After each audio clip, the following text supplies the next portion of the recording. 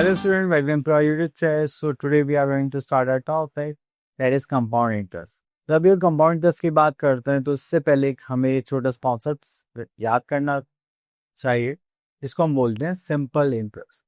कि पहले हमने कोई भी अमाउंट लिया तो उसको yearly same amount of interest लगता है।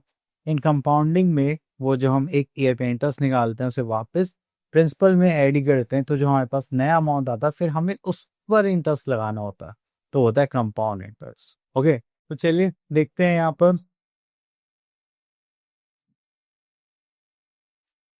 So here we are having the first part, that is introduction. In class 7 we have learned about the simple interest and formula for calculating simple interest amount. In this chapter we shall discuss the concept of compound interest, the method of calculating it, and the amount at the end of a certain specific period. तो यहाँ पर हमें दोनों चीजें करनी, compound interest भी निकालना देखना है और लास्ट में अमाउंट कितना हो जाता है। ओके, सो अब आ जाता है कॉन्सेप्ट ऑफ कंपाउंड इंटरेस्ट। तो यहाँ पर देखेंगे हमारे पास आता है जस्ट लाइक सबसे पहले हमारे पास एक सिंपल इंटरेस्ट का कॉन्सेप्ट होता है जिसमें हम सिंपल इंटरेस्ट निकालते कैसे हैं, P into R into T upon 100। So P किसके लिए होता है, प्रिंसिपल के लिए जो अमाउंट हम बोरो करते हैं किसी को देते हैं, एंड आर होता है रेट ऑफ इंटरेस्ट के लिए जो हम पर एनम के लिए शो करते हैं, T for time, okay, and SI for simple interest. Okay, so देखिए अगर हम कंपाउंड इंटरेस्ट की बात करें तो हमने देखा हमारे पास प्रिंसिपल कितना था 2000, रेट कितना 8% पर है ना, तो हमने 2000 पे 8% के हिसाब से चार्ज करा, कितना आ गया 160। देन सेकेंड ईयर में हमने निकाला यहाँ पर ये कितना हो गया 320 2 ईयर्स के लिए, एंड यहाँ पर 3 ईयर्स का निकाला तो हमारे पास कितना हो गया 480, एंड सो ऑन ये चलता रहता है। ओके, तो चलिए अब यहाँ पर हम देखते हैं थोड़ा सा आगे। So here we are having some terms just like principal, that is the amount or money borrowed or lent is called principal. Interest, the additional money paid by the owner in terms of some percentage of principal is called interest. Then we are amount, the total money, interest plus principal paid by the borrower is called amount. Then we are having rate of interest. ये क्या होता है, that is the interest paid yearly or per annum on every rupees 100 is called rate of interest per annum. Then we are having a next concept, that is time. तो time में देखते हैं, that is time period for which the sum is borrowed is called the time. Then we are having simple interest. तो यहाँ पर हम देखेंगे simple interest, if the principal remains the same throughout the loan period, the interest paid by the borrower is called the simple interest. तो ये जो सारे हमने यहाँ पे टर्म्स पढ़ी हैं, ठीक है, तो यहाँ पे इनके मीनिंग बताए गए हैं जो हमें ऑलरेडी पता है। तो जब भी हम सिंपल इंटरेस्ट की बात करते हैं, प्रिंसिपल अमाउंट होता है वो हमारा सेम रहता है थ्रू आउट द ईयर। और छोटा सा एक हमारे पास फॉर्मूला भी यहाँ पे सिंपल इंटरेस्ट निकालने का, that is P into R into T upon 100। Okay, तो अब आ जाते हैं हम calculation of compound interest or computation of compound interest. So case 1, computation compound interest when interest is compounded annually. तो चलिए यहाँ पर देखते हैं। अब सबसे पहले हमने देखा यहाँ पर जो प्रिंसिपल है वो कितना ये बना है 3000, ईयर है हमारे पास 2, और इंटरेस्ट है और rate of interest that is 15% per annum. So सबसे पहले देखेंगे principal for the year, that is 3000 given है, हमने 15% के हिसाब से रेट निकाला, that is 450। The amount at the end of the first year हमारे पास कितना आ गया 3000 प्लस 450 इक्वल्स टू 3450। अभी जो अमाउंट था इस सेकेंड ईयर के स्टार्टिंग में क्या बन जाएगा हमारा principal. So principal for the second year is 3450। आप अगेन सेकेंड ईयर पे इस पे इंटरेस्ट निकालेंगे, दिस वन 15% के हिसाब से 517.50। फिर आप अमाउंट निकालेंगे, amount at the end of second year is amount plus principal plus interest is 3967.50। Okay, अब अगर आप कंपाउंड इंटरेस्ट निकालना चाहेंगे तो आप कैसे निकालेंगे, दैट इज जो भी अमाउंट होगा उसमें से आप प्रिंसिपल को माइनस करेंगे तो आपके पास क्या जाएगा कंपाउंड इंटरेस्ट। ओके, तो इसी टाइप से आपके यहाँ पर एग्जाम्पल्स भी बने। नेक्स्ट सेकंड केस पे आते हैं, that is computation of compound interest और interest is compounded half yearly. So यहाँ पे हाफ ईयरली कंपाउंडेड की बात करी गई है, तो आपको आफ्टर एवरी 6 मंथ्स आपको 6 मंथ्स का इंटरेस्ट निकालना है, देन इसको ऐड ही करना है। ओके, तो चल अब देखिए यहाँ पर आता है हमारे पास थोड़ा सा चेंज। हमसे बोलेगा find the compound interest on 25,000 for 2 years eight the rate of 20% per annum and interest being compounded half yearly. तो देखिए जो प्रिंसिपल है वो तो हमारा सेम ही रहेगा, लेकिन जो रेट ऑफ इंटरेस्ट है वो क्या हो जाएगा, हाफ हो जाएगा, क्योंकि हम हाफ ईयरली इंटरेस्ट लगा रहे हैं। तो अगर हम पूरे साल में पर एनम में 20% ले रहे, तो हाफ ईयरली कितना लेंगे, 10%। ओके, एंड जो टाइम पीरियड है वो डबल हो जाएगा, क्योंकि हम यहाँ पर ईयरली की बात कर रहे हैं और यहाँ पर हम कहाँ पर जा रहे हैं, हाफ ईयरली। तो 2 years इसमें चेंज देंगे 4 हाफ ईयरली इसमें, ठीक है। इस बार हम 4 टाइम्स कैलकुलेट करेंगे इंटरेस्ट। अब देखिए यहाँ पे principal for the first half is 25,000, फिर उस पर 10% इंटरेस्ट निकाला, दैट इज 2,500, फिर हमने ऐड करा तो ये हो गया 27,500 हमारा आ गया amount for first half yearly. Then principal for second half yearly is 27,500, फिर हमने इंटरेस्ट निकाला सेकेंड हाफ ईयरली का, फिर वो हमारे पास कितना आ गया 2,050, फिर हमने अमाउंट निकाला सेकेंड हाफ ईयरली का, ऐड करा, दैट इज 30,250। ओके, तो फिर वो क्या बन गया, हमारा प्रिंसिपल बन गया, दैट इज 30,250। फिर हमने यहाँ पे क्या निकाला, interest for the third half yearly, then solve करा तो हमारे पास कितना आ गया 3,025। फिर हमने फिर से अमाउंट निकाला at the end of third half year, that is 33,275। तो यही क्या हो गया हमारा principal for the fourth half yearly 33,275। फिर हमने इसका फिर से हम इंटरेस्ट निकाला for the fourth half year, तो हमने इसका इंटरेस्ट निकाल के यहाँ पे लिखा, दैट इज 33,327.50। फिर ऐड करा तो ये आ गया 36,602.50। फिर हमने यहाँ पर जो अमाउंट है उसमें से माइनस करा प्रिंसिपल, तो हमारे पास हाफ ईयरली बेसिस पर 2 years पर जो कंपाउंड इंटरेस्ट आया वो कितना है 11,602.50। ओके, सो इन अ सेम मैनर अब आता है हमारा थर्ड केस, वो हाफ ईयरली था, तो हमने 2 times एक्स्ट्रा निकाला था। अब अगर हमें computation of compound interest when interest is compounded quarterly, तो क्वार्टरली वो क्वार्टर्स होते हैं हमारे 1/4, तो 12 मंथ्स का जो क्वार्टर होगा वो होगा 3 मंथ्स। ओके, सो यहाँ पर हम क्या करेंगे, जैसे हमने वहाँ पे रेट ऑफ इंटरेस्ट चेंज करा था और टाइम चेंज करा था, तो 16 का क्या हो जाएगा 1/4, दैट इज 4%। ये पर एनम था तो ये हो गया 4% पर क्वार्टर। ये 9 मंथ्स था तो ये कितने क्वार्टर्स हो गए 3। तो हमें 3 टाइम्स सेम साइकिल यूज करनी पड़ी जैसे हमने हाफ ईयरली में गई थी। ओके, तो चलिए तो आप समझ गए होंगे। Okay, so here we are having our exercise that is 10.1 and यहाँ से हम क्वेश्चन ले लेते हैं। क्वेश्चन नंबर 6,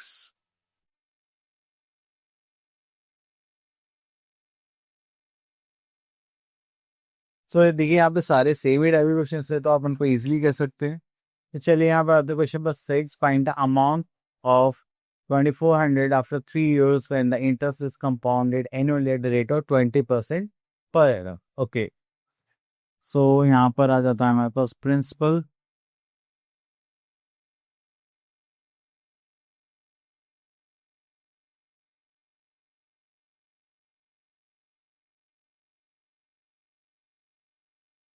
प्रिंसिपल यहाँ पे हमें गिवन है 2,400, देन यहाँ पे टाइम गिवन है 3 years,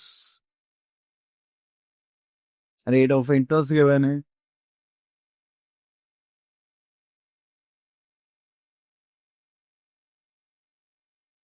that is 20%।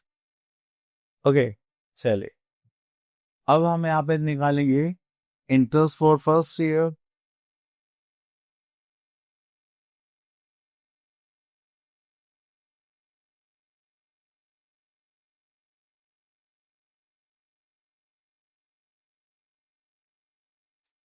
So that is P into R into T upon 100. Principal is 2400. Rate is 20%. Time is 1 year. So solve करेंगे. So हमारे पास आ जाएगा. This is 48 and 0, 480. So now we are having amount for first year. That is principal plus simple interest. The principal कितना था 2400. Interest था हमारा 480. So this will become 2880. अभी जो amount है फर्स्ट ईयर का सेकेंड ईयर के लिए यही क्या हो जाएगा principal. So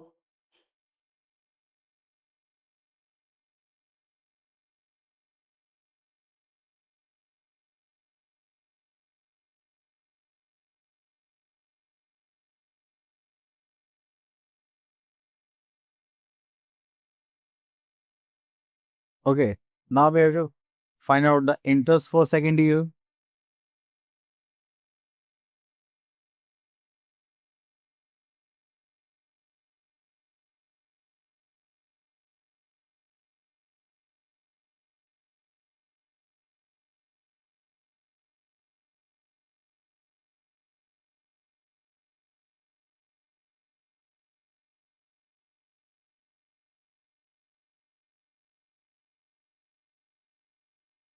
So this is 576. Now we have to find out the amount for second year.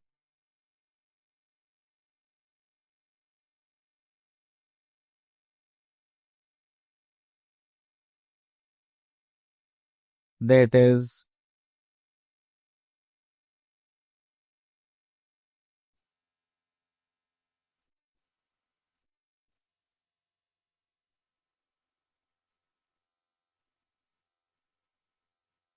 easy. So this is 3456. अब ये जो अमाउंट है सेकेंड ईयर का यही क्या बन जाएगा प्रिंसिपल फॉर थर्ड ईयर.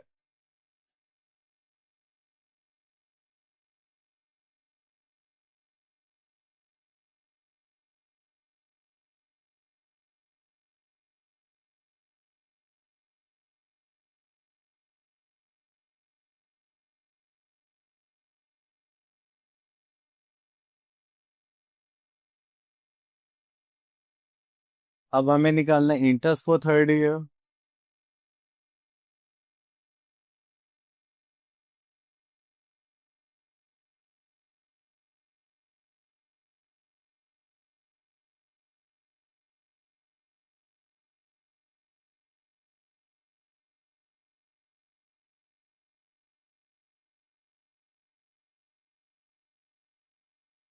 इसकी कैलकुलेशन करते हैं.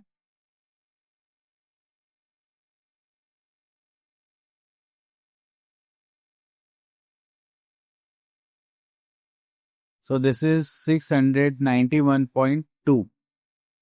So we are having amount for third year.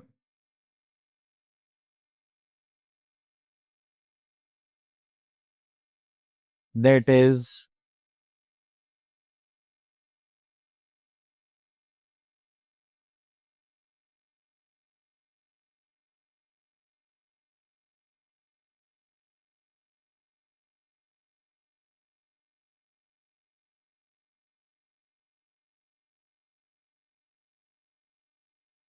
4147.2 rupees. अब इस क्वेश्चन में फाइंड आउट क्या रहना था. Then interest is compounded and find the amount. So हमारा अमाउंट यहाँ पर निकल के आ चुका है. That is 4147.2. ओके, चलिए तो इसी टाइप के सारे क्वेश्चन से आप इनको इजीली कंप्लीट कर सकते हैं. सो अब चलते हैं नेक्स्ट पार्ट पर, that is deducing a formula for compound interest. तो अभी तो देखिए बहुत लेंथी हो गया था, आपको पहले प्रिंसिपल लेना है, फिर इंटरेस्ट निकालना है, अमाउंट निकालेंगे, फिर अगेन बार बार ये करना पड़ा, तो बहुत ही लेंथी प्रोसेस हो गया। अब इसके लिए हमारे पास क्या आ गए, फॉर्मूलेज आ गए हैं। तो चलिए फॉर्मूलाज देखते हैं। So here we are interest compounded annually, case 1 when the interest is compounded annually, so we are having the formula for amount। तो यहाँ पे पहले कंपाउंड इंटरेस्ट नहीं निकालते, क्या निकालते हैं, अमाउंट निकाल में, that is P bracket 1 plus R upon 100 is to the power N. तो कंपाउंड इंटरेस्ट निकालने के लिए आप फिर फॉर्मूला यूज करेंगे, अमाउंट माइनस प्रिंसिपल। और अगर आपको डायरेक्ट ही कंपाउंड इंटरेस्ट निकालना है तो उसके लिए एक छोटा सा फॉर्मूला बन जाता है, compound interest goes to principal bracket 1 plus R upon 100 power N minus Y.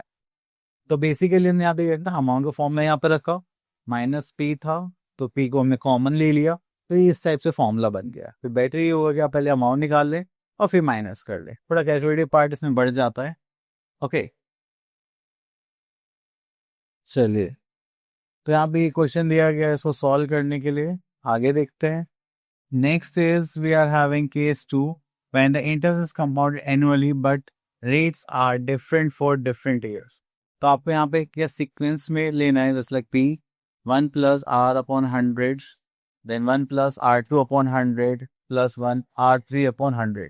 तो जैसे जैसे रेट्स होंगे वैसे वैसे आप यहाँ पर ऐड करते हुए सॉल्व करेंगे। ओके अब देखिए, जैसे यहाँ पर फर्स्ट ईयर के लिए 12%, देन 14%, 16%।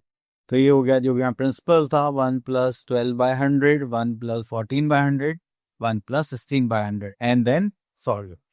ओके चलिए यहाँ पर एक और केस देखते हैं, that is case 3 when interest is compounded annually but time is fractional. तो टाइम इज फ्रैक्शनल में जैसे यहाँ पे होल नंबर गिवन हो रही है, फ्रैक्शनल पार्ट गिवन है, तो हम होल नंबर को तो एज इट इज लिखेंगे और जो फ्रैक्शन होगा उसको अलग तरीके से सॉल्व करेंगे, जैसे 1 प्लस जो फ्रैक्शन होगा वो इंटू रेट अपॉन 100।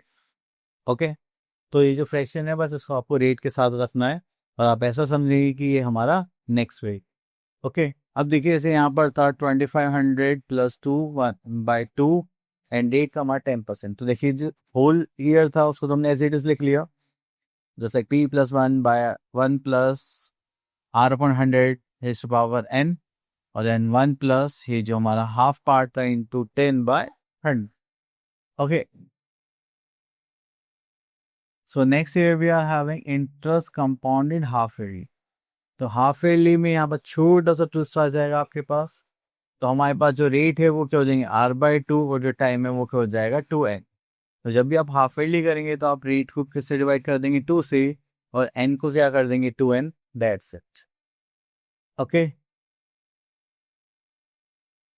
देन उसके बाद आता है हमारे पास इंटरेस्ट कंपाउंडेड क्वार्टरली। तो क्वार्टरली में यहाँ पर भी आपको छोटा सा चेंज करना है फॉर्मूले में, क्या जो आपका रेट होगा उसको 4 से डिवाइड कर देना है और जो टाइम होगा उसको 4 से मल्टीप्लाई कर देना है। ओके ये छोटा सा चेंज करना है, देन उसको सॉल्व करेंगे।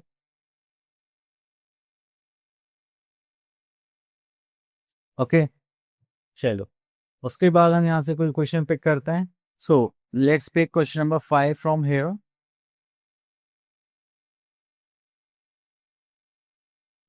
तो ये हाफ ईयरली बेस्ड क्वेश्चन है, ठीक है। तो यहाँ पर हम देखते हैं कि इन व्हाट टाइम, हमें टाइम फाइंड आउट करना है। तो चलिए यहाँ पे आता है टाइम इक्वल्स टू, हमें यहाँ पे बोलेगा in what time will 64,000 amounted to this amount at 5% per annum. तो यहाँ पर देखेंगे हमारे पास प्रिंसिपल है,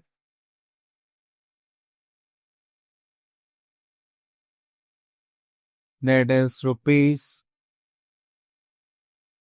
₹64,000। देन यहाँ पे हमें अमाउंट गिवन है, ओके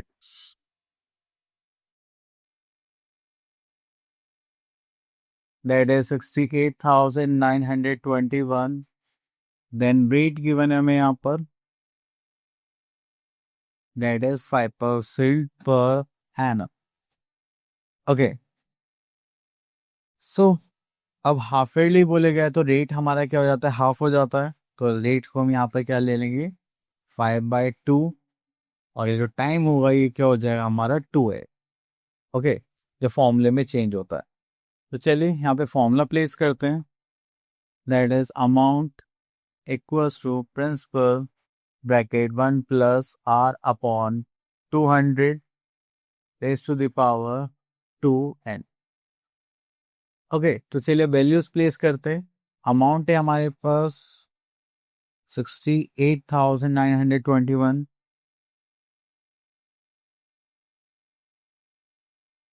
ओके, प्रिंसिपल था हमारे पास 64,000।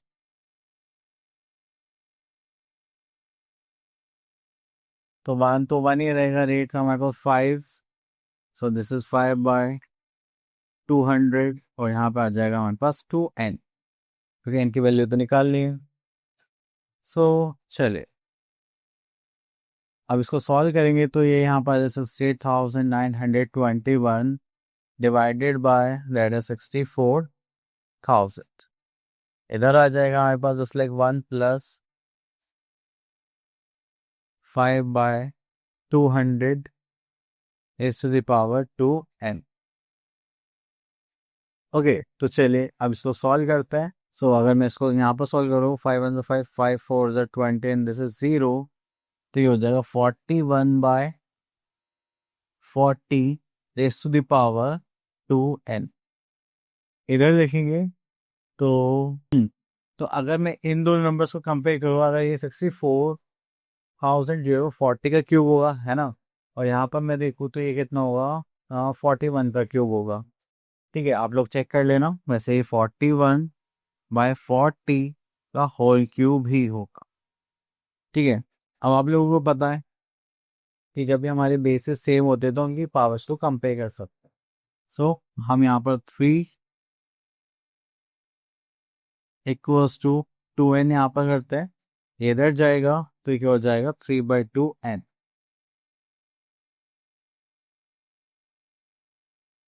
सो this is 1/2 years equals to our time period. तो हमें यही कैलकुलेट करना था। ओके, सिंपल था। सो हम इस टाइप के क्वेश्चन सारे कर चुके हैं और यहाँ पर आपको सारे फॉर्मूलेस मैं बता भी चुका हूँ, तो आई होप आप समझ गए होंगे। अब आप आगे चलते हैं, देखते हैं ओके कॉन्सेप्ट है क्या। Okay, so here we are having growth and depreciation. So growth and depreciation के मतलब क्या होता है कि जब भी ग्रोथ होती है जस्ट लाइक बैक्टीरिया पॉपुलेशन, तो सपोज करिए हमारे पास यहाँ पर 2 फैमिलीज थी, उनके एक एक चाइल्ड था। ठीक है, तो उस एक चाइल्ड की फिर से शादी हुई दोनों घरों में, तो फिर से एक फैमिली बनी, उनके भी 2-2 बच्चे हुए।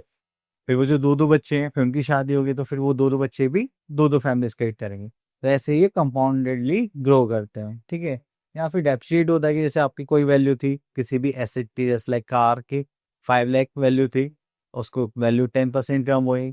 ठीक है, फिर उसके बाद जो वैल्यू बची होगी फिर उसका 10% कम होगा।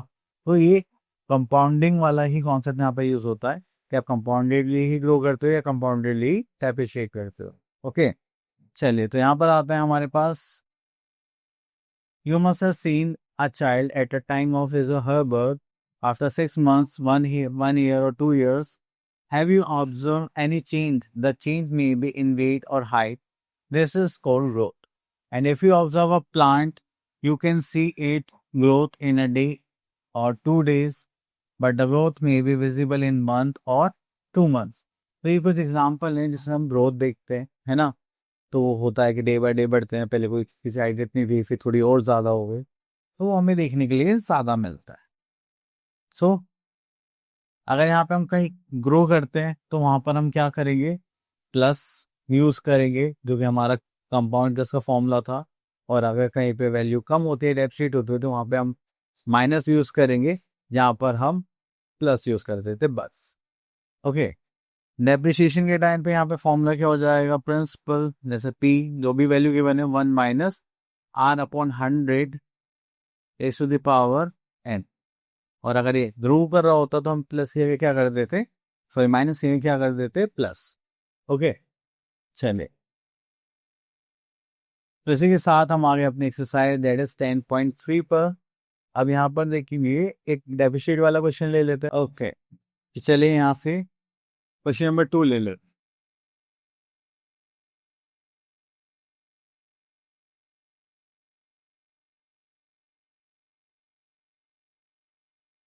ओके, तो यहाँ पे डेप्रिशिएटिंग का कॉन्सेप्ट लिया गया है कि ग्रोथ में तो जैसे हम कंपाउंड इंटरेस्ट में यूज करते हैं सेम पार्ट यूज होता है ना, ठीक है।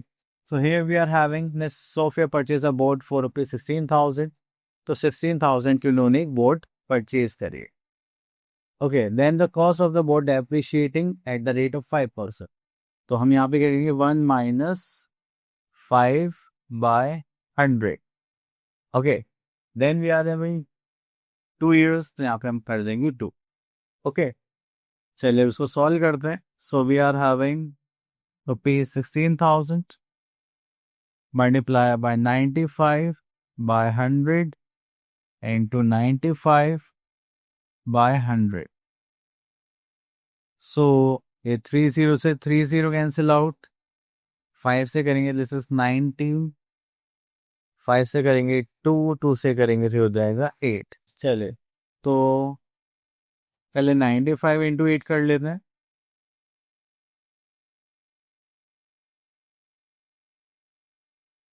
अब इसके 19 से कर लेते हैं।